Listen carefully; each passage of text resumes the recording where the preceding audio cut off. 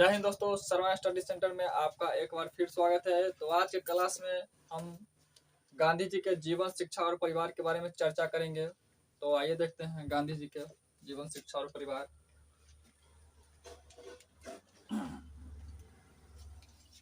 गांधी जी के दादा से बात करते हैं, एकदम बिल्कुल शुरू से। गांधी जी के दादा या पितामह, दादाजी के बारे। उत्तम चंद गांधी, जो पोरबंदर के राजा के दीवान हुआ करते थे। गांधी जी के पिता के बारे में आप बात करते हैं, करमचंद गांधी। यह भी अपने पिता की तरह पोरबंदर के राजा के दीवान हुआ करते थे। करमचंद गांधी 4 शादी किए थे, 1 नंबर, 2 नंबर, 3 नंबर और 4 नंबर। 4 नंबर शादी हुई थी पोतली बाई से। इन्हीं के गर्भ से गांधी जी का जन्म हुआ था। गांधी जी का जन्म 2 अक्टूबर 1869 ईस्वी में गुजरात राज्य के काठियावाड़ जिला के पोरबंदर नामक स्थान पर हुआ था। गांधी जी की प्राथमिक शिक्षा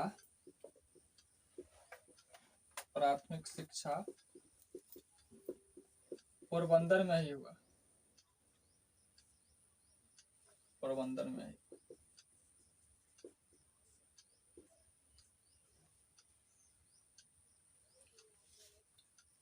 गांधी जी की सगाई 1876 ईस्वी में, जब वो 7 वर्ष के थे।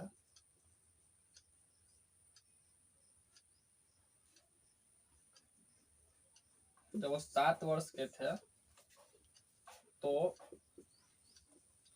कस्तूरबा गांधी से हुई। और जब गांधी जी जब 13 वर्ष की अवस्था में, गांधी जी की 13 वर्ष की अवस्था में, यानी 1883 में इन्हीं के साथ शादी हुई। गांधी जी से, हालांकि गांधी जी से कस्तूरबा गांधी 6 माह बड़ी थी, 6 माह बड़ी थी।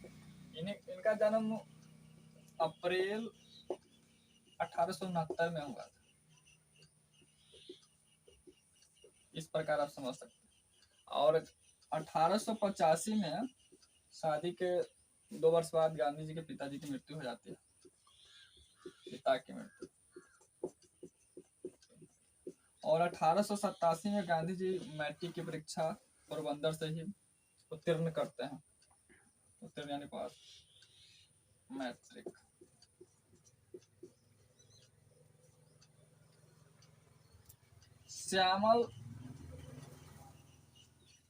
श्यामल दास महाविद्यालय से गांधी जी उच्च शिक्षा प्राप्त करने की प्रारंभ करते हैं।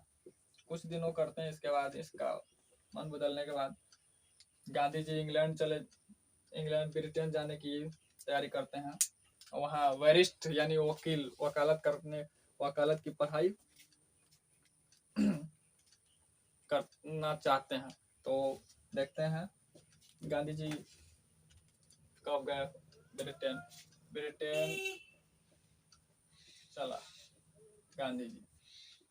4 सितंबर 1888 ईस्वी को गांधी जी ब्रिटेन के लिए निकल जाते हैं, मुंबई से पनिया जहाज से। यहाँ से चलते हैं जो बंदरगाह, जैसे कि जहाँ जहाज रुकती है उसे बंदरगाह कहते हैं। तो मुंबई बंदरगाह से निकलते हैं वहाँ इंग्लैंड में साउथ हैम्पटन बंदरगाह पर रुकते हैं और एक होटल में रहते हैं।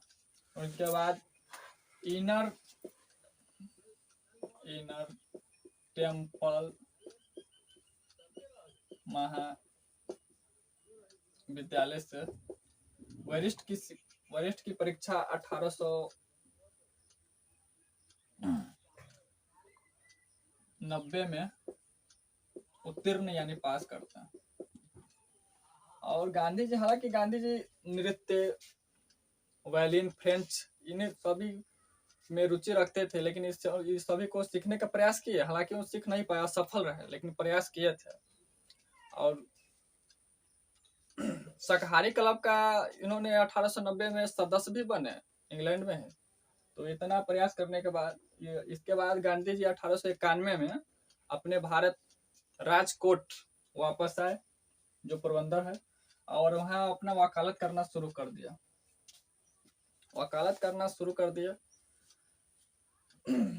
वहाँ वकालत की है, लेकिन यह ईमानदारी पूर्वक वकालत करते थे, इसलिए उनका वकालत ज़्यादा नहीं चलता था। इसके बाद एक व्यापारी की घटना है, जो उनके सोर्स और पैरवी के बाद दक्षिण अफ्रीका चले जाते हैं, जो इसमें हम चर्चा नहीं करेंगे। दक्षिण अफ्रीका का एक और अलग वीडियो बनाएंगे, उसमें चर्चा करेंगे। तो इतना बात है। और आप इतना जान लिए तो हम जानते हैं कि गांधी जी, अब थोड़ा गांधी जी की शिक्षा के बारे में भी हम जान लिए और उनका परिचय भी जान लिया। अब गांधी जी के परिवार के बारे में हम जानते हैं कि गांधी जी के परिवार की स्थिति कैसी थी। हालांकि गांधी जी की पारिवारिक स्थिति, आर्थिक स्थिति बहुत अच्छी थी, फिर भी हम देखते हैं।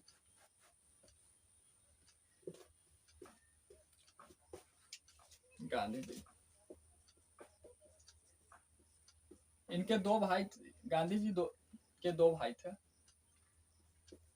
एक में इधर देख लो, लक्ष्मीदास, एक में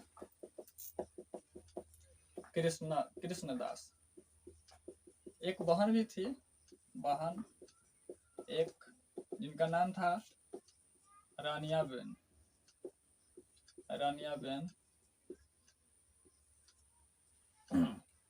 अब गांधी जी को बच्चा में मोनिया कहता था, मोनिया बचपन का नाम मोनिया था। हम बचपन का नाम समझे, आप बचपन का प्यार मत समझिए।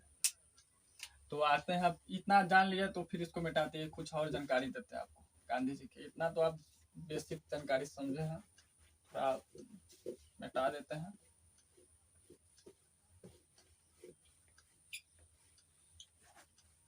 अब गांधी जी के कितने पुत्र थे, आते हैं।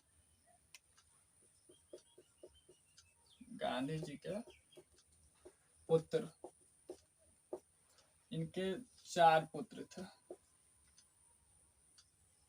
मार्कर का इंक खत्म हो गया है। एक मणिलाल,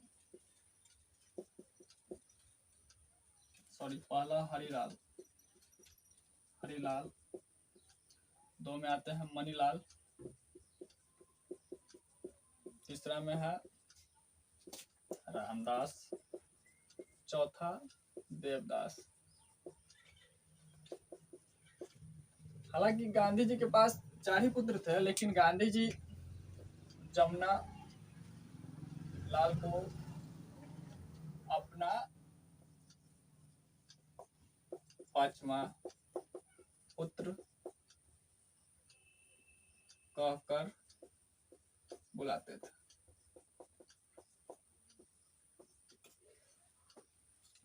हरिलाल के बारे में आप जान लेते हैं। हरिलाल 1911 में गांधी जी से हरिलाल को 1911 में विवाद हो गया, और उन्होंने क्या किया कि घर त्याग दिया, गृह त्याग दिया। तो विवाद के बाद गृह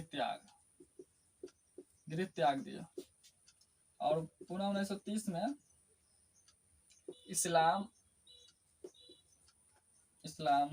धर्म को अपना लिया। अपनाने के बाद इन्होंने अब्दुल्ला गांधी अपने आप को कहने लगे, अपना नाम बदल लिया। जस्ट इसके नीचे कुछ दिनों बाद पुनः आर्य समाज को अपना लिया।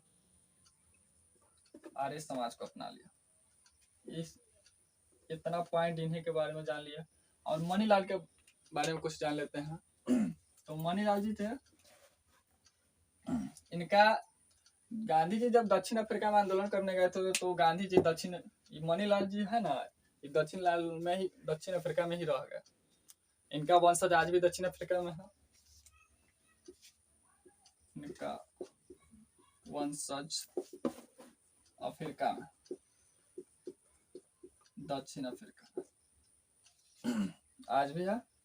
ये इंडियन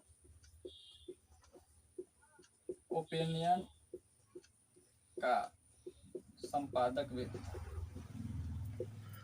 और इनके बारे में जान लिए। और रामदास के बारे में जानते हैं।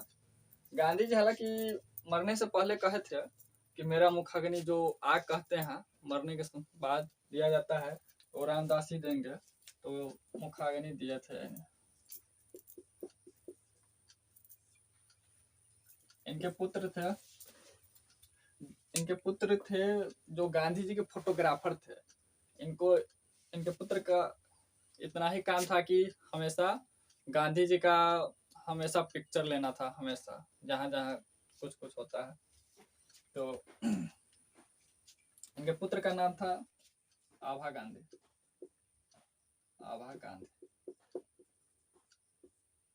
सॉरी, यहाँ आभा गांधी नहीं होगा, मिस्टेक हो गया। इसके नीचे कानू गांधी होगा। कानू गांधी, इनकी पत्नी का नाम आभा गांधी था। आभा गांधी। और ये देवदास थे, हिंदुस्तान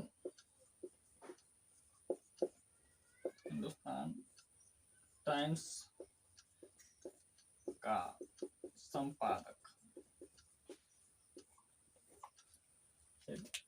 तो आप इतना जान लिया। ये आभा गांधी जो थे रामदास का पुत्र था, या गांधी जी कह सकते हैं कि गांधी जी के पोता थे। तो गांधी जी के फोटोग्राफर भी था। तो इतना आप जान लिए। तो कस्तूरबा गांधी के बारे में थोड़ा सा जान लेते हैं नीचे। और सरले कानून होते जो दक्षिण अफ्रीका में है। सरले कानून का मतलब होता है जो आप शादी करते हैं तो उसका सर्टिफिकेट चाहिए, प्रमाण पत्र चाहिए। तो वहाँ नियम लगा दिया गया कि जिसके पास सरले कानून यानी जिसके पास शादी का सर्टिफिकेट प्रमाण पत्र नहीं है वह एक साथ नहीं रह सकते हैं। 30 जुर्म में गांधी जी की पत्नी कस्तूरबा गांधी जेल भी गए थे और इसके विरोध में गांधी जी आंदोलन भी चलाए थे। तो आप समझ सकते हैं सरले कानून।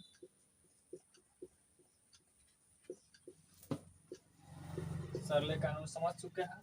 तो गांधी जी के इतना सारी बात था इससे संबंधित जो आपको हम पूरा विस्तार से बता दिए हैं।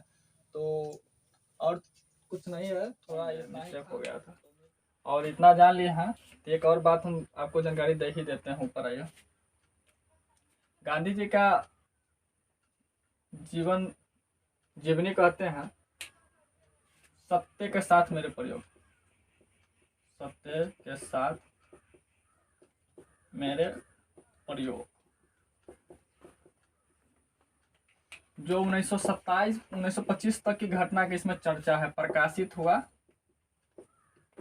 1927 में। और गांधी जी की जो पत्नी थी कस्तूरबा गांधी, उनके पिता का नाम था, नहीं बताए वो, हाँ यहाँ बता देते हैं। एक व्यापारी गोकुलदास माकन की पुत्री थी कस्तूरबा गांधी।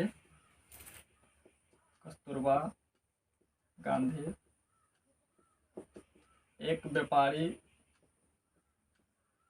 गोकुल, यहाँ पर लिखता है गोकुल दास माकन की पुत्री थी। तो मिलते हैं इसी जोश और जुनून के साथ अगले वीडियो में। तब तक के लिए जय हिंद।